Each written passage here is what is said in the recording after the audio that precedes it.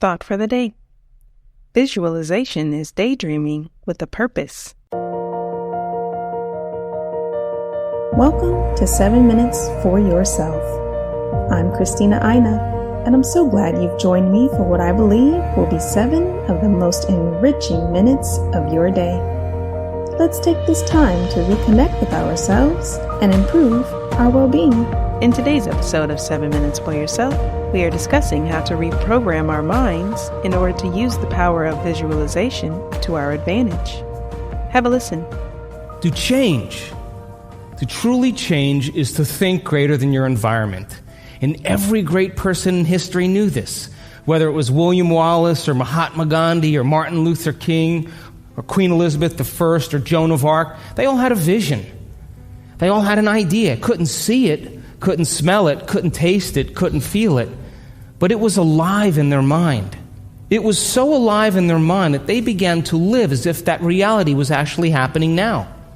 So can you believe in a future that you can't see or experience with your senses yet, but you've thought about enough times in your mind that your brain is literally changed to look like the event has already happened? Neuroscience says it's absolutely possible. Now, your personality creates your personal reality. That's it. It's that simple. And your personality is made up of how you think, how you act, and how you feel. So the present personality who's sitting here today, you, has created the present personal reality called your life. Would you agree? Would you also agree then, if you wanted to create a new personal reality, that on a fundamental level you would have to change the thoughts that you are thinking, the behaviors and habits that you're demonstrating, and the emotions that you've memorized that's become part of your identity?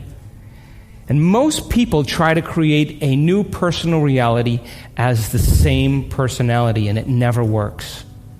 We have to become somebody else. So then, as you keep thinking the same thoughts, performing the same actions, and living by the same experiences that produce the same emotions, there's a principle in neuroscience that says nerve cells that fire together wire together. And if you keep repeating the same states of mind and body over and over again, your brain begins to fire in the same sequences, in the same patterns and same combinations. And whenever you make your brain work in a certain way, that's called mind. Mind is the brain in action. So as you remind yourself every day who you think you are, you're causing your brain to fire in the exact same ways. And as they fire and wire in the same patterns over time, the brain moves into a very finite signature, and that's called your personality. Now, that box in your brain isn't literally a box, but it's the most commonly wired, neurologically fired programs that run redundantly because we keep doing the same things over and over again. To change your mind, then, is to make the brain work in new sequences and new patterns and new combinations, to begin to make the brain work differently. And the one ingredient that allows us to do that is knowledge or information. Because every time you learn something new, you make a new connection in your brain. That's what learning is. Learning is forging new connections. Remembering is maintaining or sustaining those connections. So now, every time you have a thought, you make a chemical. And if you have a great thought, or an unlimited thought, or a joyful thought, you turn on a set of circuits in your brain that fires in a very specific sequence, pattern, and combination that produces a level of mind that turns on another part of the brain that makes a chemical for you to begin to feel exactly the way you were just thinking, great or unlimited or joyful. Now, if you have a negative thought or an unhappy thought or a self-depreciating thought, you turn on a different set of circuits and a different combination, a different sequence, and a different pattern that produces a different level of mind. And the brain then begins to make a different batch of chemicals that signals the body for you to begin to feel exactly the way you were just thinking, negative or unhappy or unworthy.